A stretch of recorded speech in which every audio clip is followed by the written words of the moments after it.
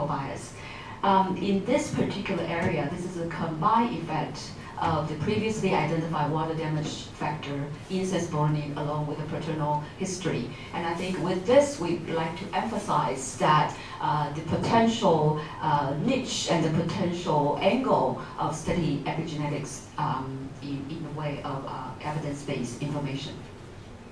But I think what has been really successfully documented by WHO in the recent review, and it's a collective effort of hundreds of literature and through some standardized form of meta-analysis. And what it shows here that they, with this information, they were able to at least form the plausible mechanistic process and relate the sources of water all the way to the health outcomes of interest. And by identifying the potential sources of water in our environment, that information can be characterized into a form of the degree of dampness in the environment that is directly exposed by these children.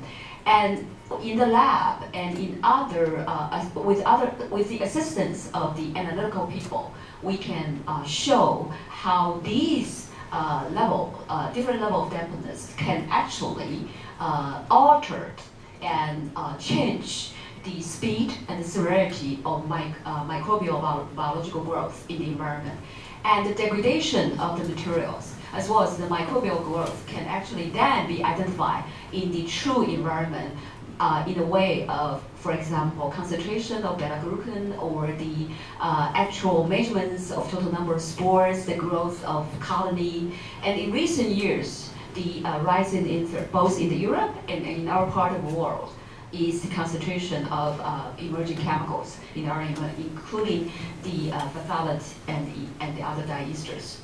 And the laboratory scientists were also able, and including the contributors in this room, to form how these exposure would have actually identified or formed some sort of mechanism pathway later to related to the observation of symptoms and as well as the final interest of health outcomes. And taking from that, we then move further to see how we can, around the world, document the evidence base of exposure information around the world. And here I simply highlight one of the international collaboration work that we did. And we started many years ago with our friends in Sweden. Their efforts to have the standardized 3 phases of work, including the first phase of cross-sectional information collection, and that serves as a baseline information done and implemented, conducted mostly by a way of questionnaire. And then moving into the second phase of case control study by identifying the qualified cases group and matching controls for further environmental assessment to form the exact in a way, cause-effect relationship on this particular group. And later, we follow how these children evolve into a different category of disease severity and later part of the year as I consider to be phase 3. And we join the very early part of the effort, and we also have our own modified and revised form of environmental assessment work in Taiwan, which I would skip you with the details, but simply highlight for you. This is the basic structure as to how we go. So taking Taiwanese population as an example, we began with a general overall very comprehensive survey database of the population, and then we identify who are those qualified for final analysis. And as I mentioned in the previous data, or in the previous table, we had about close to 15,000 qualified kids for analyze their questionnaire information. And this is just to give you a flavor as to the level of severity or the overall prevalence of various symptoms in our population. And in general, it's quite high, especially for this group of preschool children. I think this is no strange to this group, since we work on this topic most of the time. And in comparison, it's high compared to groups around the world, and it's a high percentage and particularly very, very high level of water damage or severity of dampness in our environment. And just to highlight that. But our effort, again, was very much focused on how the environmental characteristics are associated with its symptoms or final health outcome. And highlight here for you, as you can see, pretty much across the board for various category or various index of the environmental risk factors. And in particular for the part of the dampness, and across the board for various sort of an index of either symptom or disease categories is statistically significant pretty much all across. And that's the difference. And it's very, very different when we compare to our friends using the standardized and comparable inquiry in the questionnaire. And in some area, it's not particularly so for information coming out from Bulgaria.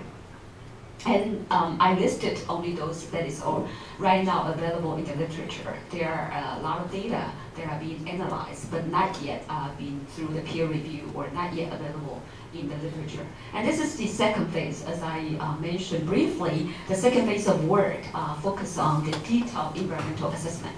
And again, you have to go back to the very original group and list it clearly, you know, why those qualified cases are agreed to join the study or declined to join the study. And this will serve as a sort of a difference analysis to justify the representativeness of our results and along the way. So I'll skip you with the details. So in general, highlight for you here, the published data summarize the detailed mentioned analysis of around 60 cases and 40 controls with the previous standard, and you'll be welcome to look into the details if necessary. So the idea we had, whenever we do environmental assessment, we make sure that we cover every single factor that is already published in the literature to have suggest or highlight their potential contribution to the health outcomes. So this would pretty much everything that has been named in the literature to have a plausible role in their impact or in their effect to the final outcome. So this is the standardized protocol, and now it's adopted as a Taiwanese standard when we have to do the home assessment and the detailed instrumentation material and so forth. And this is the justification as to how they would be adjusted, modified, or revised.